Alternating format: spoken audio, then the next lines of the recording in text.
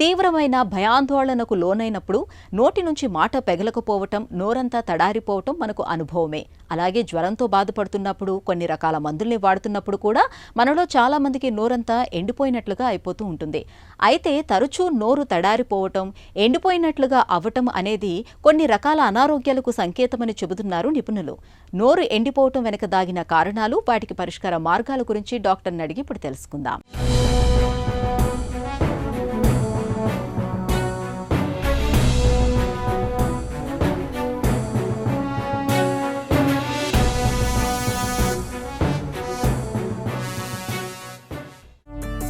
Dry mouth అంటే ఏంటి? Right అండి. అంటే నోరు ఎండిపోవడం అంటే డ్రై మౌత్ అని అంటాము. దీన్ని మా మెడికల్ పరిభాషలో జీరోస్టోమియా అని అంటాం. అంటే మన నోట్లో ఉండే లాలాజలం తగ్గిపోతుంది. అంటే మన సలైవరీ గ్లాండ్స్ మనకు అవసరం ఉన్నంత సలైవా ప్రొడ్యూస్ చేయరు. దీన్ని మనము ఈ జీరోస్టోమియా లేదంటే డ్రై మౌత్ సిండ్రోమ్ అని అంటుంటాం. సో దీంట్లో ఏంటంటే ఈ లాలాజలం తగ్గిపోవడం వల్ల తినడంలో అంటే తినేటప్పుడు కానీ నమిలేటప్పుడు మింగేటప్పుడు కూడా మనకి ఇబ్బంది పడుతుంటారు పేషెంట్స్. ఎందుకంటే సలైవరీ ఫ్లో అంటే లుబ్రికేషన్ అనేది నోట్లో తగ్గిపోవడం వల్ల వాళ్ళు డ్రైగా ఉండడం వల్ల ఈ చూయింగ్ ఫుడ్ నమలటం తినడం అదొకటే కాకుండా నోట్లో చిగుర్లో వాపు రావటము, చిగుర్లో ఎర్రతనం రావటము, కేరీస్ వచ్చే అవకాశాలు ఎక్కువగా ఉంటాయి. అలాగే ఫంగల్ ఇన్ఫెక్షన్స్, తీసిపెట్టే ఈ డెంచర్స్ అలా ఉన్నట్టయినా కానీ కూడా ఆ డెంచర్స్ వేసుకోవడం తీయడంలో ఇబ్బంది పడుతుంటారు. సో ఇలాంటి సమస్యలన్నీ కూడా ఈ డ్రై మౌత్లో. నోరు ఎండిపోయే ముప్పు ఎవరికి ఎక్కువ? డ్రై మౌత్ ఏంటంటే ఆల్మోస్ట్ మనము చాలా మటుకు మెడికేషన్స్ వల్ల ఈ డ్రై మౌత్ వచ్చే అవకాశం ఉంటుంది. అంటే మెడికేషన్స్ అంటే ఈ డయూరెటిక్స్ కానీ లేదంటే కొన్ని యాంటీ డిప్రెసెంట్స్, కీమోథెరపీ ఉన్న వాళ్ళు, కొన్ని డయాబెటిక్ ఉన్న వాళ్ళు, యాంటీ బీపీ ఎపిలెప్టిక్ డ్రగ్స్ ఇలా తీసుకునే చాలా ఆల్మోస్ట్ 500 పైన ఉన్న మెడిసిన్స్ వల్ల ఈ లాలాజలం తగ్గిపోతుంది అనేది తెలుస్తూ ఉంటుంది. అలాగే రెండోది కొంతమందిలో ఈ డయాబెటిక్స్ ఉన్న, థైరాయిడ్ ఉన్నా కానీ కూడా ఈ లాలాజలం తగ్గిపోయే అవకాశం ఉంటుంది. మూడోది ఏంటంటే ఈ స్మోకర్స్ కానీ లేదంటే వేపింగ్, ఈ సిగరెట్స్ అని చూస్తున్నాము ఇలా, లేదంటే ఎక్కువగా కెఫీన్ తీసుకునే వాళ్ళలో కూడా ఈ డ్రై మౌత్ లాలాజలం అనేది తగ్గిపోతుంది. మనకు నోటిలో లాలాజలం ఎందుకు అవసరం? నోట్లో సలైవా ఇంపార్టెన్స్ ఏంటంటే ఒకటి నంబర్ 1 మన లాలాజలంలో ఏంటంటే కొన్ని ఇమ్యూనోగ్లోబులిన్స్ అనేది ఉంటాయి.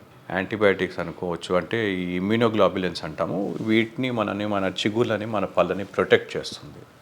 అదొకటే కాకుండా మన లాలాజలం ఏంటంటే మోస్ట్ ఇంపార్టెంట్ నంబర్ 1 ఫంక్షన్ ఏంటంటే లుబ్రికెంట్. నోటిని చల్లగా మెయింటైన్ చేసేందుకు, నోట్లో మనం తినే ఆహారం కానీ ఏమున్నా అని కూడా మనం నమిలి మింగటానికి అది ఉపయోగపడుతుంది. సో దాంతోపాటు మనకి ఈ నోట్లో ఎలాంటి ఇన్ఫెక్షన్స్ రాకుండా మనము ఈ పిప్పి పన్నే కావచ్చు, చిగుళ్ళ జబ్బే కావచ్చు, లేదంటే ఫంగల్ ఇన్ఫెక్షన్సే కావచ్చు, ఇవన్నీ కూడా రాకుండా కూడా మన లాలాజలం ప్రొటెక్ట్ చేస్తుంది. మనం డ్రై మౌత్ విషయంలో ఎలాంటి పరీక్షలు చేస్తారు? డెంటల్ సర్జన్ దగ్గరకు వచ్చినప్పుడు ఇన్వెస్టిగేషన్స్ అనేటివి మనకి లాలాజలం ఫస్ట్ ఎంతుంది లాలాజలం ఏంటి అనేది మనం చెక్ చేస్తాం. దాని తర్వాత కొన్నిసార్లు ఎక్స్రేస్, అల్ట్రాసౌండ్స్ వాడుతూ లాలాజలం అంటే మనకి లాలాజలం ప్రొడ్యూస్ చేయడానికి 3 మేజర్ గ్లాండ్స్ ఉంటాయి. ఒకటి parotid gland, submandibular gland, sublingual gland. వీటిని అల్ట్రాసౌండ్ ద్వారా కానీ లేదంటే డయాగ్నోస్టిక్ స్కానింగ్ మెథడ్స్ సిబిసిటీ ద్వారా కానీ వాటిని రికగ్నైజ్ చేయడానికి వాటిని ఎక్స్రే స్కాన్స్ తీసుకుంటాం దానికి రిలవెంట్గా.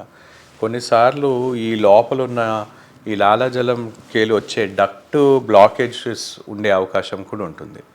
సో ఆ స్టెన్సెన్స్ డక్టు అందులో ఏమన్నా చిన్నటి స్టోన్స్ అలా ఏమన్నా వచ్చాయి ఏంటనేది అవి టెస్ట్ చేయటం. అవి ఎక్కుటే కాకుండా జనరల్ నోట్లో ఉండే మన సలైవాని మనము టెస్టింగ్కి పంపిస్తాం. అంటే సలైవా బాగా థిక్గా అయిపోతుంది, గట్టిగా అయిపోతుంది. అంటే నీళ్ళుగా ఉండకుండా సలైవా బాగా థిక్గా అయిపోతుంది.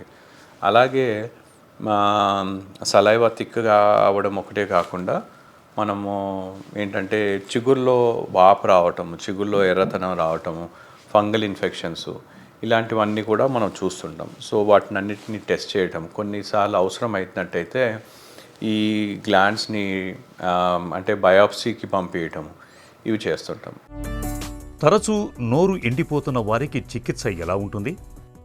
మెడిసిన్స్ వల్ల మనకి డ్రై మౌత్ వస్తుందంటే ఆ మెడిసిన్స్ని మనం మార్చుకోవాలి.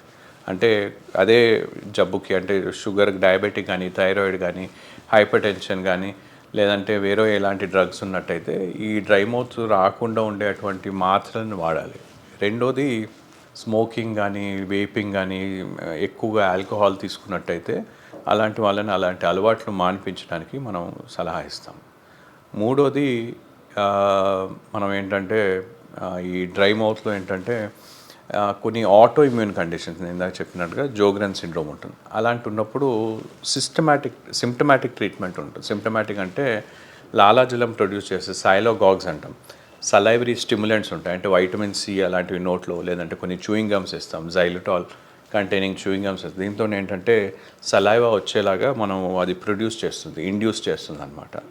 అలాగే నోట్లో ఆ వెట్నెస్ ఉండటానికి సైలోగాగ్స్, ఆర్టిఫిషియల్ సలైవా అని మనం వాడుతూ ఉంటాం. ఈ ఆర్టిఫిషియల్ సలైవా అంటే మనకి కొన్ని డ్రై మౌత్, అంటే వెట్ మౌత్, ఇలాంటివి కొన్ని మౌత్ వాషెస్ లాంటివి ఈ ఆర్టిఫిషియల్ సలైవా మన నోట్లో ఈ లాలాజలం లూబ్రికెంట్ లాగా పనిచేస్తాయి.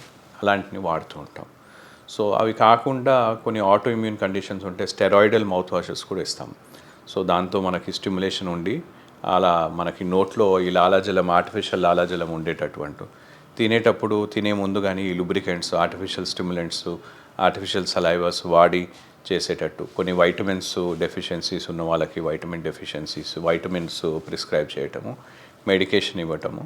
సో వాళ్ళని రెగ్యులర్ చెకప్ చేయటము, ఒకవేళ చిగుళ్ళ వ్యాధి కానీ లేదంటే పంటి వ్యాధి ఉన్నట్టయితే వాటికి తగ్గట్టుగా ట్రీట్మెంట్ చేయటం, ఇలాంటివి చేసి చికిత్స చేస్తాం. తరచూ నోరంతా ఎండిపోయినట్లుగా అవటం అనేది మన ఒంట్లోని తలెత్తిన అనారోగ్యానికి ఒక సూచికగా భావించాలి.